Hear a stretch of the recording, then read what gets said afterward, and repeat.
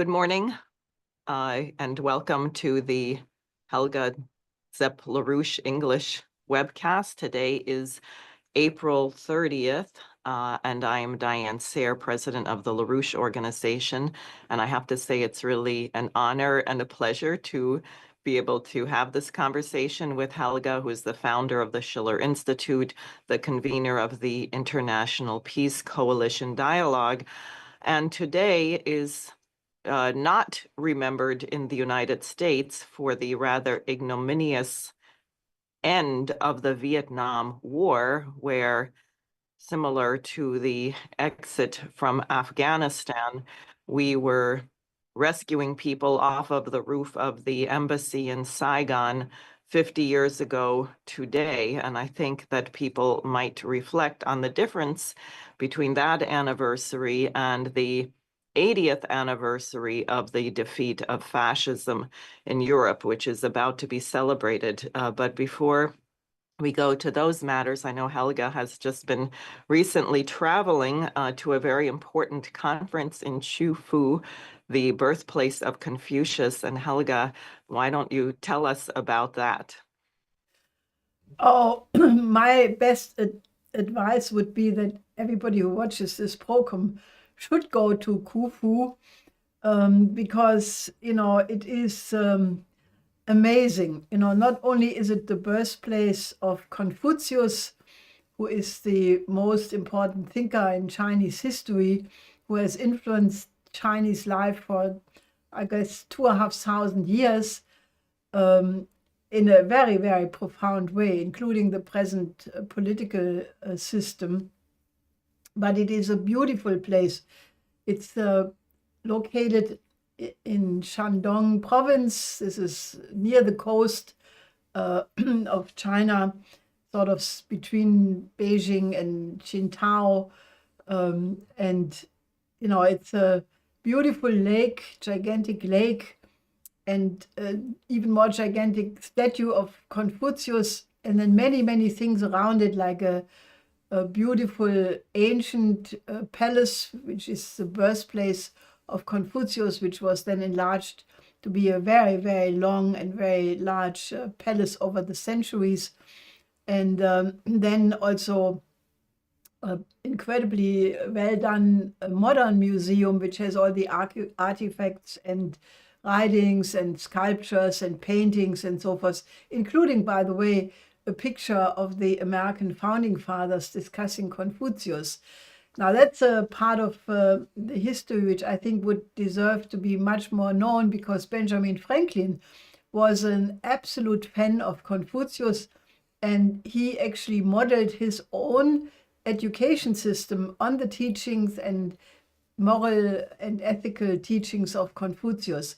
So I think this for sure could be a bridge, in the present admittedly tense relations between the United States and China. But I think if one would go back to the roots of the American Revolution and the American Republic, showing the vicinity of some of its most important thinkers, especially Benjamin Franklin, but also some of the other founding fathers, it could actually help to lay the philosophical foundation for a better understanding. Because if one looks at the whole thing, it is quite amazing that there are many, many more similarities between what China is doing today in terms of its economics and the economic theory of the American system as it was developed by Alexander Hamilton. That's a fantastic, totally intriguing story. And in general, I can only tell people, go to China, build yourself your own opinion. You will be, if you have never been there and maybe only read what some of the Anglo-American think tanks are writing about China, I promise you, and I'm not doing this lightly, but I promise you, you will have the biggest positive culture shock in your life, because it's nothing like what you have been told. You find an enormous progress in terms of economic progress. The train system, they have about 40,000 miles of modern train system where the trains go, 350 kilometers, that's about 280 miles average an hour. They are fast, they are clean, it's all functioning, it's amazing. And then you have enormous construction, enormous modern buildings. China is now the leader of, I think, 57 high-tech areas of 66. So that's 57 of 66. That's amazing. In any case, I can only say, go there and form your opinion with your own eyes and own discussions with the people there, and you will come back transformed, and you will recognize that China could be the best friend of the United States if the United States just wants to be that. Well, that's very exciting, and I want to come back to this American Revolution question. But before I do, I believe the conference you addressed was on the topic of green energy, et cetera, and I think your approach to that was very important and also informed the other participants. And perhaps you'd like to say something about the nature of the conference and your thinking on this matter. Well, the conference was actually not on that topic. That topic was just one of several panels. The conference overall was by the China Media Group, and they had invited leading media from all over the world, from Europe, from Africa, from Asia. So there were many CEOs of the national media organizations of their respective countries. And I think it was just a clear effort to, increase the communication about important conceptions. So my panel was just one of several, and the topic was indeed, on the greening of the economy and similar issues. But I think it was quite clear that, China, sure, they are now the world leader in building solar panels and windmills and so forth, but they are also the world leader in nuclear energy. So, in a certain sense, it's not that the green in China is an alternative for nuclear or fossil fuels. It is part of the mix. And I think that the issue of green in China, in any case, is very much different than, let's say, in Europe, in Germany in particular, where green is an ideology. It's a Malthusian idea of population reduction or population containment, of, basically anti-science and anti-technology. But in China, it has a completely different meaning, because in the beginning of the industrialization in China, about 30 years ago, because this was mainly done by multinationals from international corporations, a lot of damage was done to the environment. So they did have a pollution problem for quite some time, dirty air, contaminated groundwater, and similar side effects. And so the Chinese leadership at a certain point decided to remedy that, and they did an absolutely remarkable job. For example, they took the entire heavy industry from Beijing, which was huge, given the fact that Beijing is a city of, I think, anywhere between 20 and 30 million inhabitants. So they took the entire heavy industry and relocated that to another city about 150 kilometers away. So now the air in Beijing is blue, totally blue sky. And they have basically managed to get this real economic environmental problems under control. So I think, nevertheless, the discussion was on greening the economy and so forth. And I think I could bring in the discussion an important idea, namely that if you look at energy, you just do not look at the apparent cost, because if you look at the apparent cost, you can say that it's cheaper to build a solar panel than to build a nuclear power plant. But if you look at the efficiency, you realize that nuclear power is much more cost efficient than solar power, because it has a much higher energy flux density. And since, as my late husband, LaRouche, had developed a very important theoretical basis for that. There is a correlation between the energy flux density in the production process and the number of human beings which can be maintained on that level. And since solar and wind are extremely low in energy flux density, they have a low corresponding population density. So I could bring in this discussion, that if you want to maintain the presently living 8 billion people and hopefully soon more, you cannot rely only on renewable energies, because that does not have the power to do so. And that actually caused some of the other panelists to pick up on the issue, and also naturally the issue of the just world economic order was becoming a big topic in the discussion. So I think it had a good impact.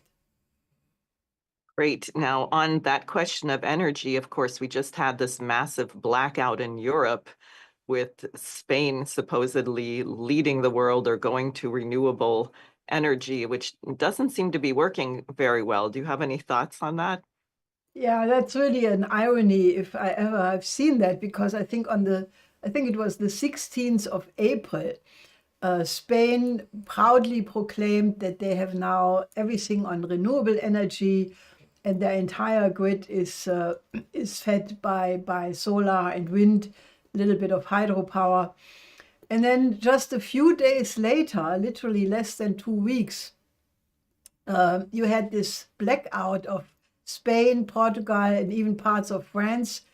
And for many hours, the entire Ibero Peninsula was without energy. So this cost, I think the minimum cost is 5 billion damage just from that one day. And now naturally there is the big search of what was the cause. Naturally, the eternal propagandists immediately said, this must be a cyber attack, Russia must be behind it. Nothing of that sort is the case. And it's also, becoming more clear that it is the inherent flaw of the renewable energies, because if you have an entire grid fed by renewables, solar and wind, the energy is being produced when the wind blows and when the sun shines, and this stops when the sun is not shining and the wind is not blowing. But in all other economies where this is being used, there is some kind of a backup where you have power plants which are fed by coal or gas or turbines or nuclear power. And that way you can compensate the sudden rush in superfluous energy or the sudden lack of not enough energy. And those other power plants can kick in and make sure that there is stability in the grid. If you don't have that, like Spain, you only have solar and wind, then, if you have too much, all of a sudden, you cannot compensate it and the grid blows out. This is basically an overstretching of the grid, and the inertia is not there, and the power has to be constantly more or less at 50 hertz. And in this case, the pressure only dropped to 49.86. So that looks like a very, very tiny margin, but that was enough to bring down the entire national grid of Spain and Portugal. And naturally, the connection to France is very poor. That could also balance some of it because the Pyrenees Mountains are in between. So there are only very few grids which go over this mountain range. So that's why there was absolutely no balancing of it. So I think this incident could happen everywhere where you have a heavy reliance on the renewables. And, naturally the experts came out very quickly in Germany, said this could never happen here. But other experts have warned since a long time that exactly that same thing could happen in Germany and other countries who are in a similar situation. So I'm pretty sure that this will be reviewed. And once the causes are becoming very clear as a result of such an investigation, I'm absolutely sure that there will be a rethinking, because you cannot I mean, what happens if entire European countries all of a sudden have blackouts? That's the catastrophic case. And I think that will lead to maybe it will take a little bit, but I think it will lead to a rethinking of this matter.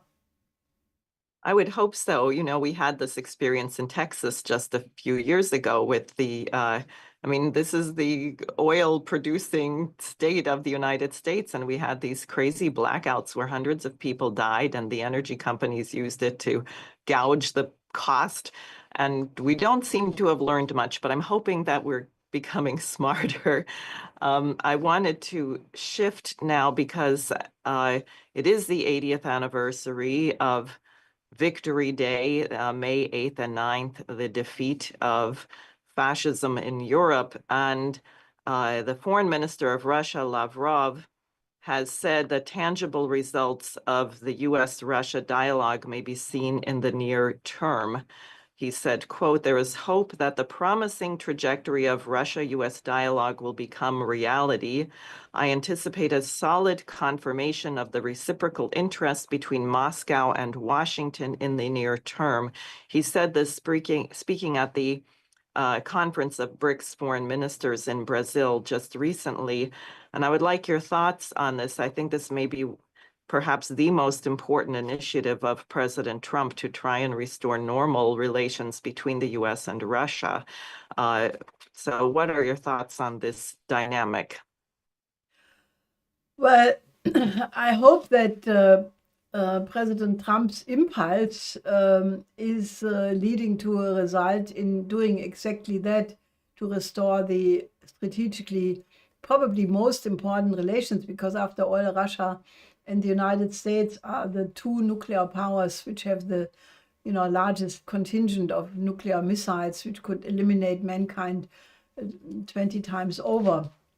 So if they would come back to a normal relations, I think this is the strategic question number one, because without that, there is nothing. And therefore, I'm very unhappy with the fact that some of these Europeans, led by Keir Starmer from Great Britain, Macron from France, but unfortunately, there is such a thing called coalition of the willing, who are trying very openly to sabotage any such effort by Trump and Putin to not only restore relations, but to bring a peaceful end to the Ukraine war, which de facto has ended because of a lack of soldiers in Ukraine. It's just a continuous carnage which is going on, and anybody in their right mind who is trying to prolong this is just a cynical person who does not care at all about the Ukrainian people or the soldiers on both sides. So I think that is very important. And the so-called coalition of the willing, I think they're just mad. I think there's absolutely nothing to gain. I mean, the very idea that Europe could replace the United States in the war against Russia is just megalomania, stupidity. And, I think the population, unfortunately, is being barraged by a lot of propaganda. So only a certain portion of the people can see how dangerous this is. And I think that since you mentioned the 80th anniversary of the end of the Second World War, I mean, there is such a reversal, or one can almost say revanchist rewriting of history, so that, for example, the probably new Chancellor of Germany, Friedrich Merz, he does not go to Moscow, he goes to Kiev, and Kiev already has changed the date. They are no longer celebrating the end of World War II. They're now celebrating on the same day some ominous Europe Day, or some new title they have given to it. And I think it's really, Oliver Stone, for example, in my view, correctly blasted that and said these people are revanchist because they side with the wrong side of history. So is it also, let me just ask, is it also the case that they are not inviting Russian leadership to celebrations in Europe? After the Soviet Union lost 27 million people, and without their input, this war would not have been won. Is that still the case? it's worse than that, because the outgoing government, this government of Chancellor Scholz and this unspeakable foreign minister, who fortunately made her last trip in her function as such a foreign minister, because it was unbearable how she would go around the world and really damage the image of Germany wherever she would put a foot on the ground. But they together put in some, I don't know if it's a legislation or some, degree whereby nobody in an official position, this is also the case for the European Union, is allowed to participate in the Moscow celebrations unless they will be hit with sanctions. And in the case of Germany, I think it's also put under sort of a punishment if people go to the Russian embassy in Berlin on that day, expressing their appreciation for what the Soviet Union did in World War II. So it's really a shame. It's an absolute abomination. And it's obviously only to be explained by the extreme ability of people to forget history, to just live in the here and now. And that's one of the, present cultural campaigns to make people forget history and just think here and now, the pleasure in the here and now, everything else does not count. I mean, if you look at the culture, popular culture, there are many pop songs where people sing, drinking wine, feeling fine, you live only once, that kind of a absolute low mental state is being propagated from all channels, from TV, from television, from movies, whatnot. And I think it's a real shame, because if you forget history, well, there is a saying that you are sometimes forced to relive it either as a farce or as a bigger tragedy. And I hope that we can prevent that from happening. But I think it is an absolute abomination what is happening around that date in Europe. I would say in the United States, we have a welcome change, because for the past few years, there has not been a march of the Immortal Regiment where people's forebears who were involved in World War II, American and Russian, marched together and laid flowers and released white balloons and celebrated the end of that war in Europe. We were unable to hold such celebrations, but this year again, finally, there will be an Immortal Regiment march in Washington, D.C. On the 3rd of May. And I think that's really a welcome change and indicates a possibility of a new direction. Also, I wanted to bring up, and you already touched on the American Revolution, but the Russian intelligence service website had a lengthy statement with a rather unflattering cartoon of Ursula von der Leyen promoting this fascism. And they talked about the historical relationship between the United States and the Soviet Union, or Russia, going back to the so-called Civil War, the British pro-slavery instigated war, where the Russians sent the Navy to New York and San Francisco on the side of Lincoln. They talked about the Suez Crisis, where the Soviet Union worked with Eisenhower to put Israel back in its place. And they talked about this kind of dynamic, which seems to me it would be a really natural basis for relations, just as Confucius gives us a basis to have relations between the US and China. That the relationship between the United States and Russia, if we revive this tradition, could be also very important. What are your thoughts on that? Well, it is the philosophy of myself and therefore the Schiller Institute that, if you want to have peaceful relations among nations, you should always focus on the positive contributions.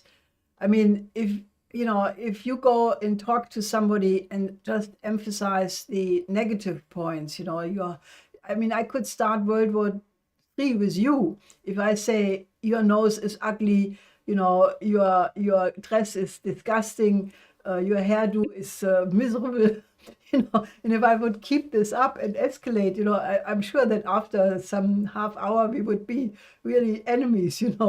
On the other side, if I say, oh, Diane Sare, you are such a gifted musician, you have a sense of poetry, you are a worldly leader, then you would respond, and we could find out what is common to our interests and so forth. So that same principle should be applied to nations, because in every history there are ups and downs, and as long as you have oligarchical and imperial political leaderships, it unfortunately happens that countries do bad things. But if you want to repair a relationship, you emphasize the most, that what was really bringing mankind forward. And I think in that sense, everything from the League of Neutrality and other points of cooperation, I think it's a very good sign that Russia is emphasizing these positive elements. And I think it would be very good if the American side would counter that with recounting their side of the story as much as you can. I agree. Now, on the bad, exactly this example you just gave, I have to bring in India, Pakistan. These are two very large nations in which the British Empire has had a major destructive role, and I fear we are really on the brink of war. And I just want to read you the latest statements from Modi and the Information Minister of Pakistan. Modi has now said that he has given, quote, the armed forces have full operational freedom in choosing the means, targets, and dates of India's retaliation measures. This is for the terror attack on April 22nd that killed 26 or so tourists. And then Modi said further, and it sounds a bit like certain of our neocon war people, quote, I say to the whole world, India will identify, trace, and punish every terrorist and their backers. We will pursue them to the ends of the earth. And then the Pakistan Information Minister wrote yesterday on X, quote, Pakistan has credible intelligence that India intends to launch a military strike within the next 24 to 36 hours using the Pahalgam incident as a false pretext. Any act of aggression will be met with a decisive response. India will be fully responsible for any serious consequences in the region. And I know you and your late husband, Lyndon LaRouche, visited India many times, had a good friendship with Indira Gandhi, and are familiar also. We, Executive Intelligence Review, published the letters of Zulfikar Ali Bhutto, the murdered former leader of Pakistan. So I really wanted to get your thoughts on this new effort, I think, by the British. Oh, and I wanted to add something. The Chinese response was to say we should investigate what happened before the response, which is quite different than the American response to 9/11. Investigations be damned, we're going to invade this country, invade that country. And the same thing with October 7th, the incursion, the terrorist attack on Israel. There was never an investigation, there were just actions. So I sort of appreciate the Chinese radical approach to find out what's going on first, but what are your thoughts on this? Unfortunately, I think the situation is extremely dangerous because, Pakistan and India are both nuclear powers. And there was already one Pakistani minister who had mentioned, that all the Pakistani weapons are trained in the direction of India, and, basically very bellicose threat to use those nuclear weapons.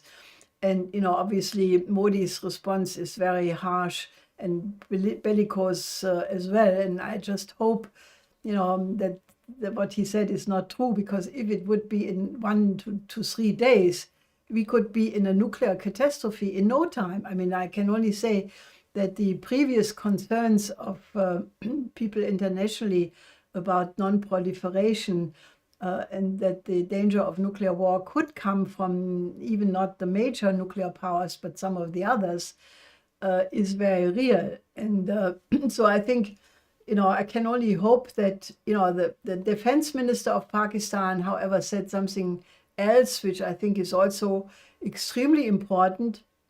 He said that all Pakistani involvement in the last decades were the result of being instrumentalized by the British and the United States, including the backing of terrorism coming from Pakistan soil after 9/11. And so I think that is definitely something to be aware of, because, now with the Trump administration, that is not the apparatus which did bet on that. That was Brzezinski and his Islamic card, which he had given as an order to the Trilateral Commission in their infamous meeting in Tokyo in 1975, which then led to the Western backing of the Quran schools, the building of the, extremist Islam, jihadi, basically for Afghanistan first in the war against the Soviet Union.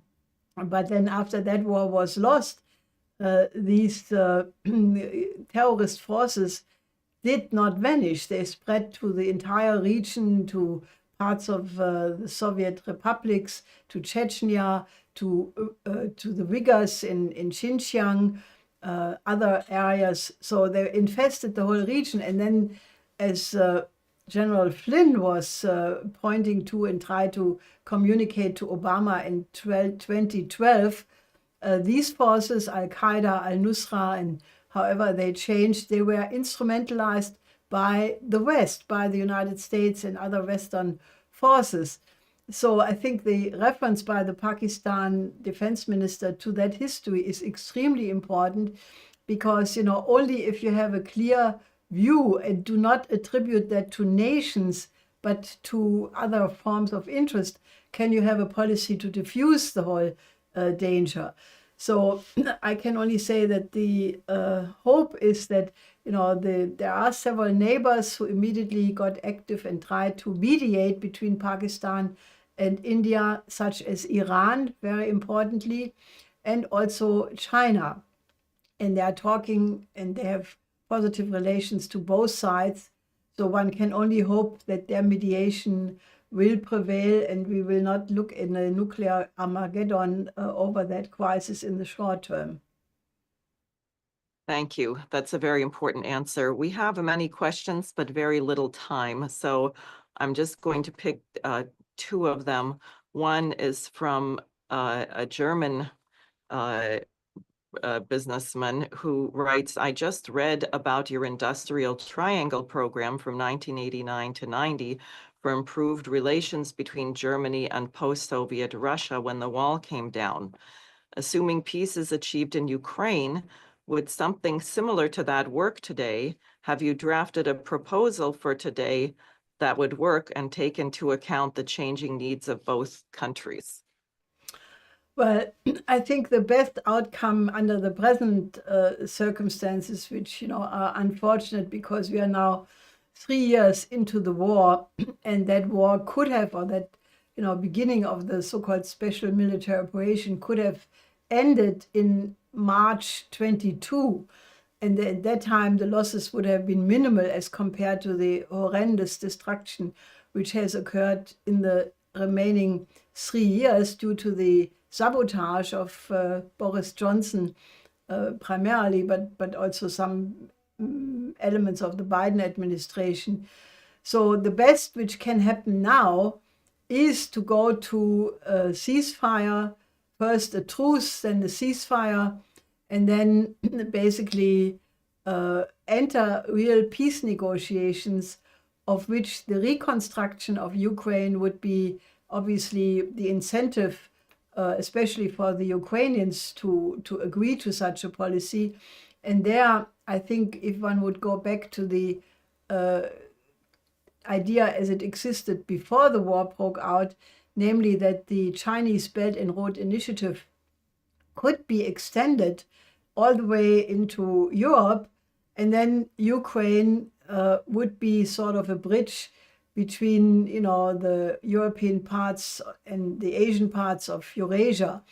And I think that that is absolutely still a perspective, because I believe since a long time that even one has to have concrete solutions for local problems and regional crises and so forth, but that we will only get out of this geopolitical confrontation by a global solution. I have called for global security and development architecture, which must take into account the interest of every single country on the planet to work, sort of a modern Peace of Westphalia approach. And then, one could really think in terms of cooperating between the countries of Eurasia in,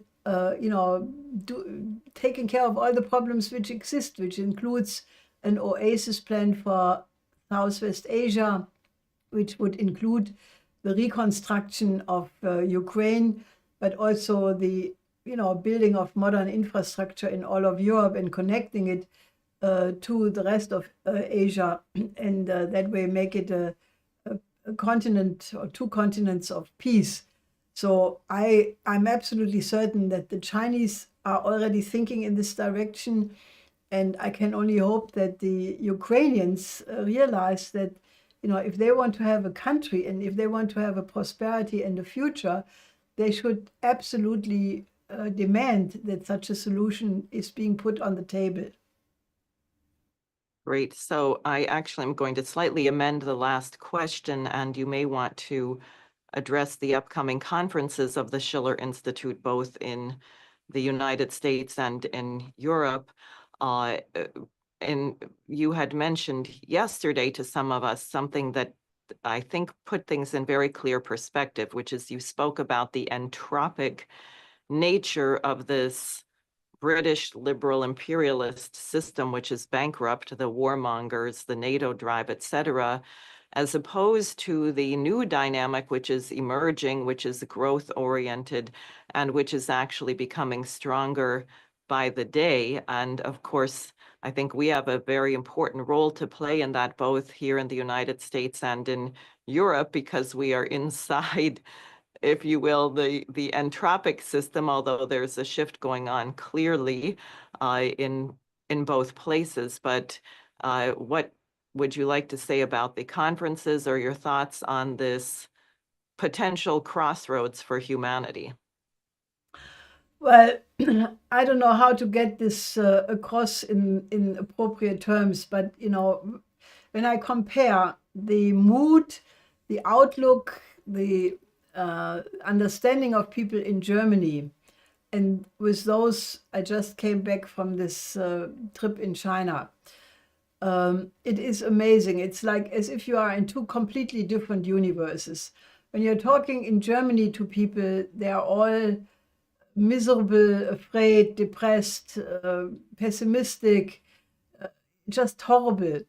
If you are in China, everything is completely different. Everybody, including the Chinese, but also the international guests, they are in a completely different mindset. They're thinking about constructing things, solving things, positive plans for the future, just an enormous positive and optimistic outlook. And I think that is the result of the fact that, you cannot divide, in my view, the present political lineup with the old categories of left and right, and according to the seating order of the French Parliament at the time of the French Revolution, that does not fit anymore. There are people who are supposedly left, but they are progressive, and there are people on the right who are also progressive. So how do you unify that view? I think the better way is to actually say that the world is divided between those forces who are absolutely determined to keep the privileges of a few, and for the sake of these privileges, are willing to go in the most destructive action possible. And then on the other side, you have people who are well-meaning, good-hearted, and task-oriented, and they're trying to make everything better, to have countries function together, to have economies function, to have elevated poetical ideas, who are basically anti-entropic in their mindset. And I think the overwhelming trend of our times is the latter. that the vast majority of people, the global south, the people who are actually the global majority, they are in a very constructive mood, which is why if we in the West would just pick up on that and say, look, let's collaborate and then solve the most important problems of our time, poverty, underdevelopment, and migrant question by building up the countries from where people are running away. We could solve all problems so easily.